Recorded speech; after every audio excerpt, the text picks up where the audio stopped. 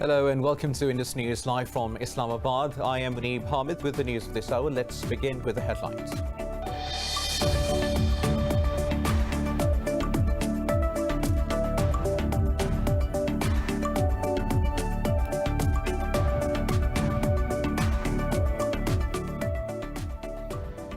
Armenia and Azerbaijan have agreed to a ceasefire to exchange prisoners and bodies of those killed in the Karabakh conflict. Russia's Foreign Minister Sergei Lavrov announced the agreement following 10 hours of talks in Moscow. Lavrov said both sides have also agreed to start talks on the settlement of the conflict. More than 400 people have died and thousands displaced since the fighting started on 27th of September.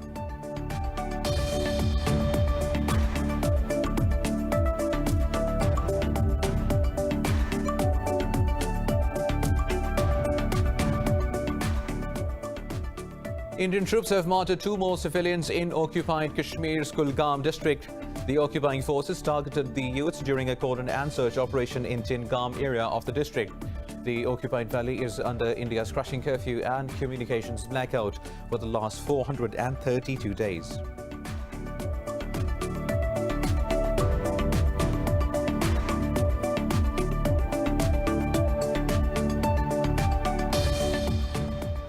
President Donald Trump says the U.S. will sign a new nuclear deal with Iran within 1 month if he gets re-elected in November. In an interview, Trump said that Iran will pay 1,000 times if it does anything against Washington. Responding, Iran's foreign ministry said Iranian people aren't intimidated by the bullying rhetoric of the failing and lawless U.S. regime.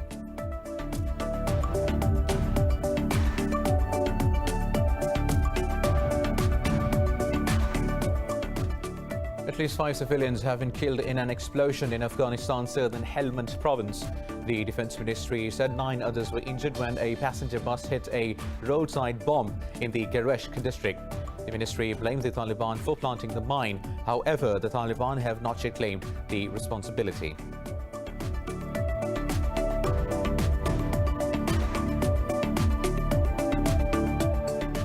The World Health Organization says overnight a record 350,000 people have tested positive for COVID-19. Worldwide, the number of cases has exceeded 36.8 million with over 1.06 million deaths.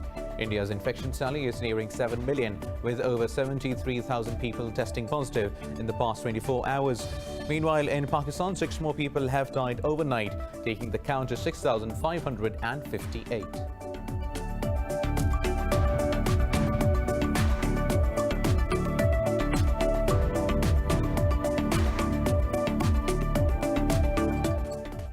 Details coming up after a short break. Stay tuned.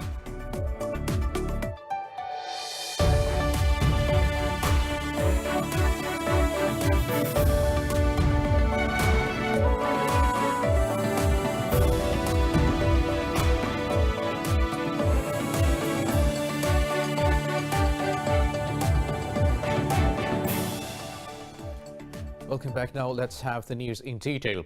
Armenia and Azerbaijan have agreed to a ceasefire to exchange prisoners and bodies of those killed in the Karabakh conflict. More than 400 people have died and thousands displaced in the conflict so far.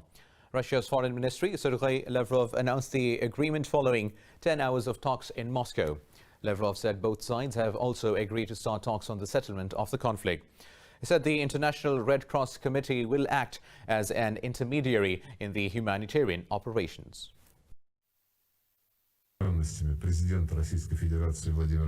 The Republic of Azerbaijan and the Republic of Armenia are starting substantive negotiations with the aim of achieving a peaceful settlement as soon as possible, with the mediation of the OSCE Minsk Group co-chairs and on the basis of the basic principles of the settlement. Parties confirmed the permanence of the format of the negotiation process.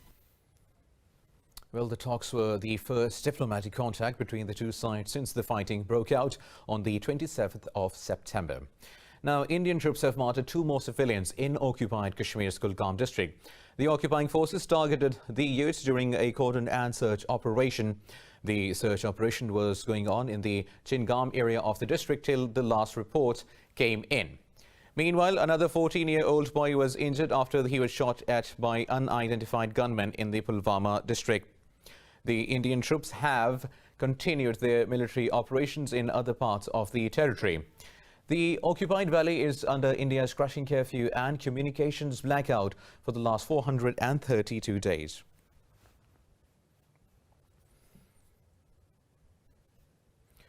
President Donald Trump says the U.S. will sign a new nuclear deal with Iran within 1 month if he gets re-elected in November. In an interview, Trump said Tehran will pay 1,000 times if it does anything against Washington. The U.S. president said the U.S. withdrawal from the Iran nuclear deal has put immense economic pressure on Tehran. Trump claimed that Iran badly wants him to lose the 2020 U.S. presidential elections. Responding, Iran's foreign ministry said Iranian people aren't intimidated by the bullying rhetoric of the failing and lawless U.S. regime. The ministry said Iran will defend its dignity and will respond to U.S. crimes against its people. Iran says the new U.S. sanctions are inhumane and cruel. President Hassan Rouhani says new U.S. sanctions on Iranian banks are an attempt to prevent purchases of medicine and food. In a statement, he said the U.S. measures are taken within the purview of propaganda and political efforts to serve international goals. Earlier, Rouhani said the U.S. sanctions have crippled the Iranian economy amid the pandemic. Iran's oil exports have dropped to their lowest levels in decades, aggravating the country's financial woes. Meanwhile, at least 5 civilians have been killed in an explosion in Afghanistan's southern Helmand province. The Defense Ministry said 9 others were injured when a passenger bus hit a roadside bomb in the KYRGYZSTAN district. The ministry has blamed the Taliban for planting the mine. However, the Taliban have not yet claimed the responsibility. Earlier, in a similar manner, a passenger bus hit a roadside bomb in the Shindand district of Herat province. Local officials said 2 civilians were killed and another 10 injured in the blast. Afghanistan sees a rise in violence amid the ongoing peace negotiations in Doha. Moving on, Beijing urges Washington to cease its military provocations after a U.S. warship trespassed into China's territorial waters. The Chinese Southern Theater Command called the U.S. actions a navigational hegemony. The spokesperson said the command quickly dispatched naval and air forces to warn the USS John S. McCain to leave. He said the U.S. repeated trespassing violates China's sovereignty and severely sabotages regional stability. The spokesperson added the U.S. must stop its actions to avoid maritime accidents. Early in August, another U.S.-guided missile destroyer, the USS Mustin, had trespassed in Chinese waters in the same region. Meanwhile, Japan sent 3 vessels to South China Sea during its anti-submarine exercises. Now, Saudi-led coalition fighting in Yemen says it has destroyed a Houthi drone launched towards southern Saudi Arabia. A spokesman for the coalition claimed that the attack was deliberated against civilians and their properties. The coalition has frequently reported drone attacks, with the latest incident reported just 3 days ago. Earlier this week, the coalition destroyed a Houthi boat bomb in the Red Sea. It also captured a strategic base in Yemen from the rebels.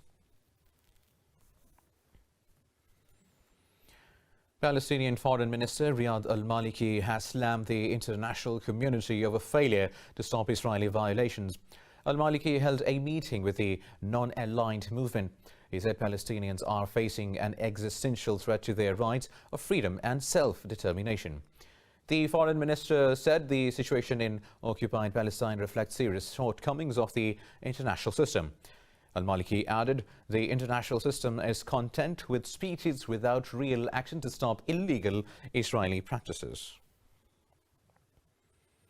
Also, a Hamas delegation has met Russia's deputy foreign minister in Moscow to discuss the intra-Palestinian reconciliation efforts.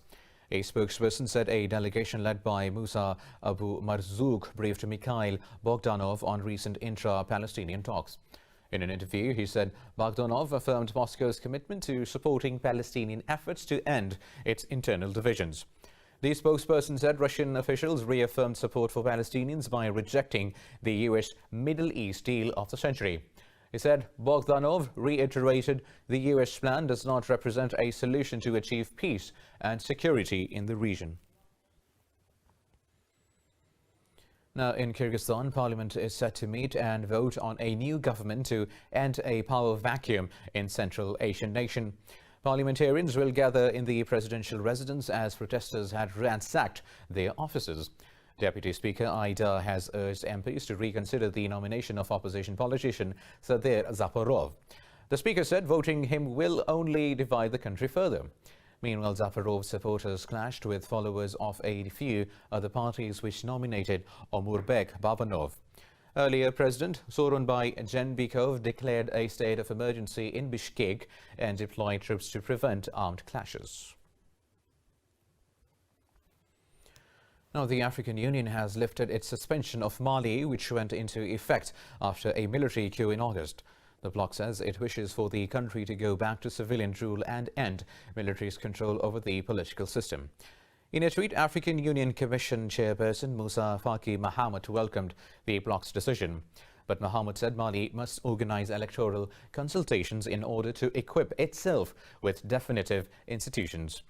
Earlier, the West African Regional Bloc (COAS) announced it was ending its post-coup sanctions on Mali.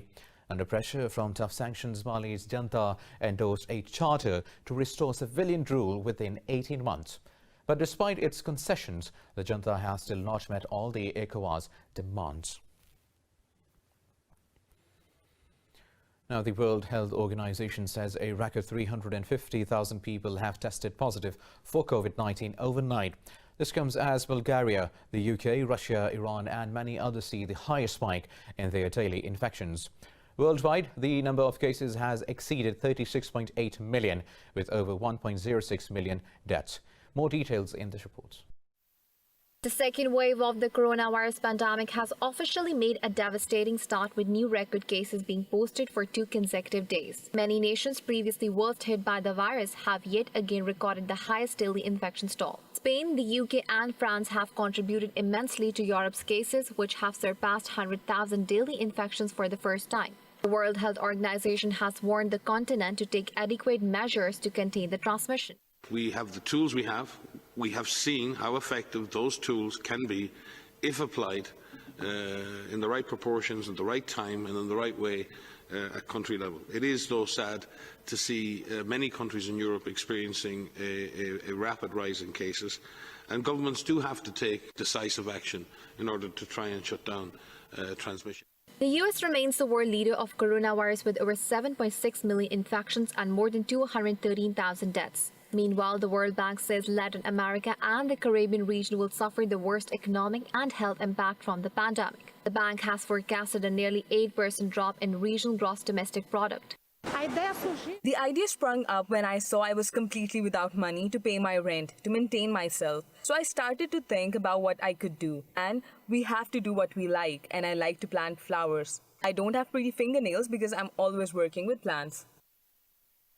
In India, the coronavirus is again spiraling out of control in rural regions, putting the country on track to have the most reported infections in the world. Research suggests that Black and South Asian patients are more severely affected by COVID-19 than white patients at different stages of the disease. In the meantime, the global push to develop a vaccine is gathering pace, with 4 out of 10 candidates entering the 3rd phase of trials. Meanwhile, Pakistan has registered 6 deaths from COVID-19 in the last 24 hours. The Health Ministry says the fatality toll has reached 6,558. The ministry said 671 people tested positive overnight, while active cases stand at 8,646. It said out of over 318,000 countrywide cases, more than 303,000 have recovered so far.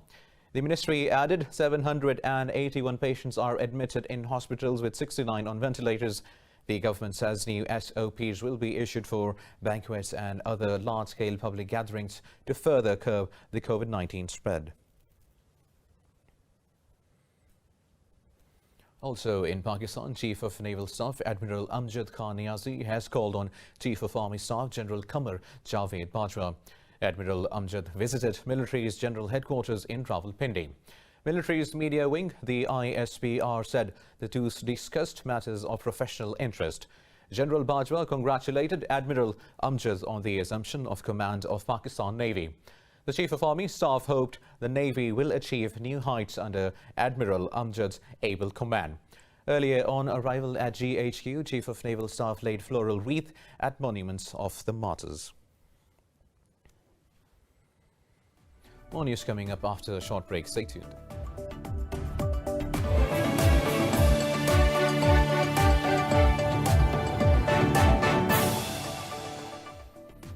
Welcome back. Now, in the United States, the second presidential debate between President Donald Trump and Democrat Joe Biden has been officially cancelled. This comes after Trump rejected the nonpartisan commission's decision to change its format to a virtual event. The Commission on Presidential Debate said both campaigns have announced alternate plans for the 15th of October. In a statement, the CPD said it will turn its attention for the preparations of the final debate on the 22nd of October. The Commission said both candidates have agreed to participate in the third and final debate. It added Trump and Biden will be subject to coronavirus testing, mask wearing and social distancing protocols. Last week, Trump tested positive for COVID-19 and spent 3 days at a hospital before being released on Monday. Now, time and money are running out for Lebanon as leaders have yet to enact a financial rescue plan. Foreign reserves have dropped far below what the state already deemed dangerous levels. Amidst deep economic woes, people are bracing for hunger and cold as winter looms.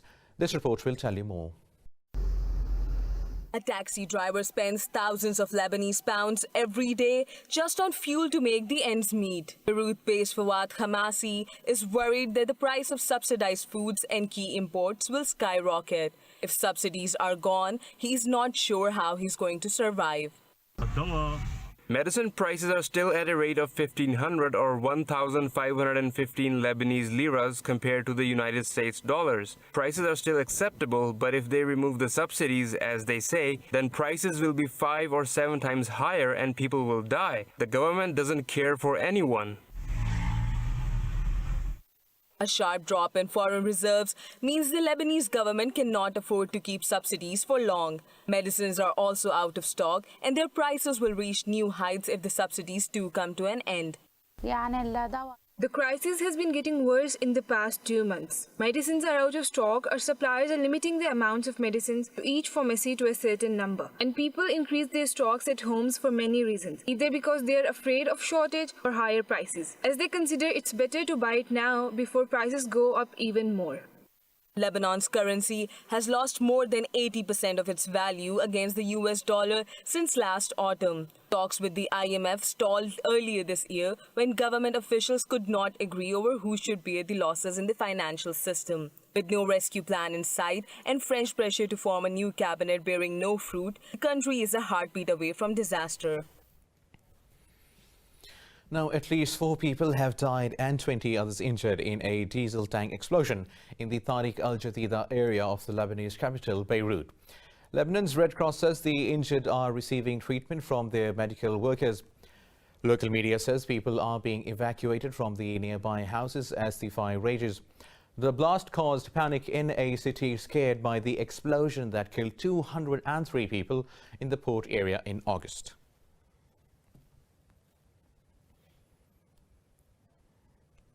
Also, 2 people have died in a massive car crash on a highway in southern Chile. Police say 8 others are injured while 2 are in a critical condition. Local authorities say at least 18 vehicles crashed and burned in the lanes of Ruta 5 Sur near Victoria. Police say rescue units had to extinguish the flames of the fire in order to rescue the victims. They say the accident occurred due to the thick fog covering the area.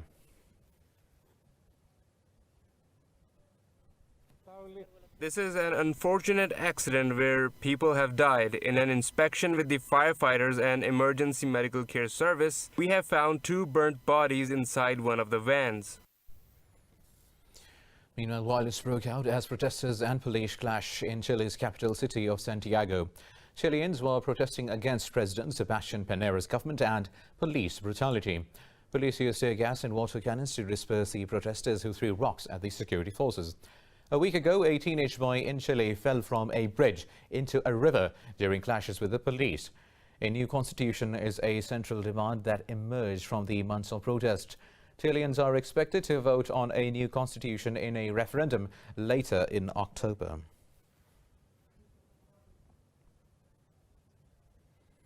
Now, hundreds of protesters in Bangladesh have taken to the streets demanding justice amid a series of rapes. The demonstrations come in the wake of a video of a group of men assaulting a woman in the Noakhali district.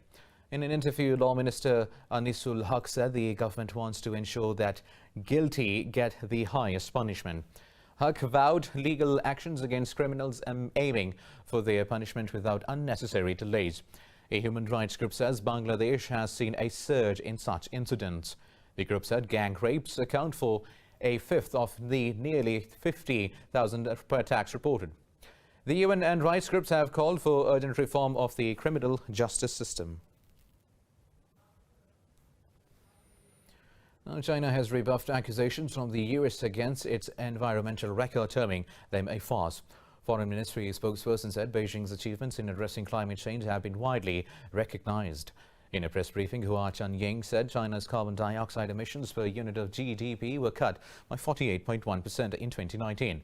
She said the share of non-fossil fuel energy reached 15.3%, fulfilling the 2020 climate actions target ahead of schedule. The spokesperson said China attaches great importance to ecological and environmental protection. She urged the US to stop slandering and make tangible contributions to the protection of global environment. Meanwhile, Hurricane Delta has weakened after making landfall in already storm-battered U.S. state of Louisiana. The U.S. National Hurricane Center says Delta hit land near the Gulf Coast town of Creole. The NHC says the hurricane will move to northern Mississippi and Tennessee Valley after Louisiana. It said now a Category 1 Hurricane Delta is forecast to weaken the tropical depression. Schools and government offices were closed and officials in a dozen parishes called for evacuations. The U.S. Coast Guard closed ports from Beaumont, Texas to Lake Charles ahead of the storm. Delta is the 10th named storm to make a U.S. landfall this year, eclipsing a record since 1916. Now, people around the globe are observing International Mental Health Day. This year, the theme for the day is Mental Health for All, Greater Investment, Greater Access. The theme stresses on the fact that mental health is a human right. The World Health Organization says close to 1 billion people in the world have a mental disorder. It said depression is a leading cause of illness and disability, with one person dying in every 40 seconds from suicide. The global health body said regular physical activity can improve mental well-being. Russia has held a statue exhibition on the mountains in the Aravsky district of the country's North Ossetia. More about the show in this report.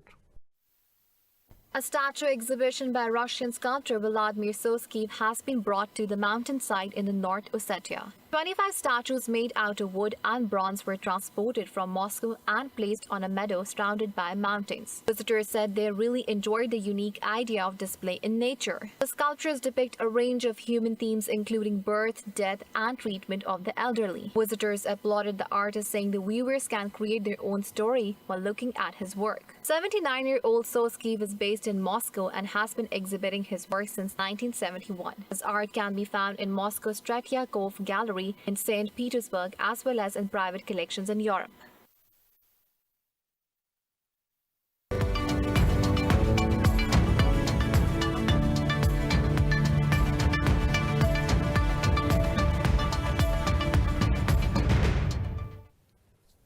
Now, Sri Lanka says it is planning to restart discussions with China on a free trade agreement. After meeting a Chinese delegation, President Gotabaya Rajapaksa said Colombo will deepen friendship with Beijing. Rajapaksa said Sri Lanka is willing to make every effort to press forward the key Belt and Road Initiative cooperation projects. He said his country's trade deficit with China is too high. The president said Beijing must increase the volume of goods purchased from Sri Lanka to bring the deficit down.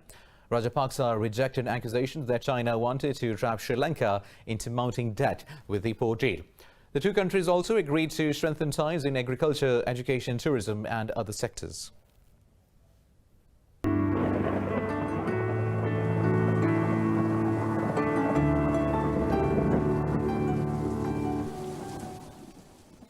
And now it's time for the weather updates.